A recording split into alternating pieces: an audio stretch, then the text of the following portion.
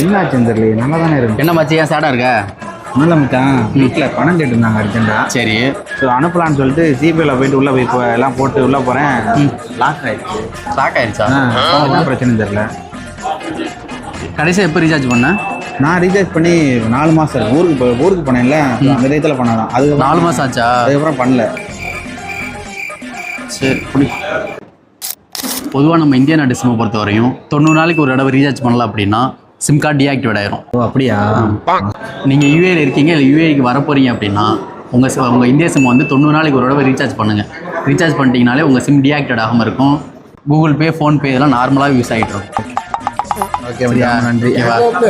மச்சான் எப்படி இருக்க? நல்லா இருக்கு. வாங்க தம்பி, என்ன இந்த பக்கம்? நல்லா இருக்கேன் மச்சான், நல்லா இருக்கேன். அவ்வளோ எனக்கு இன்னொரு 90 நாள் முடியுது. என்ன மச்சான் முடியுது?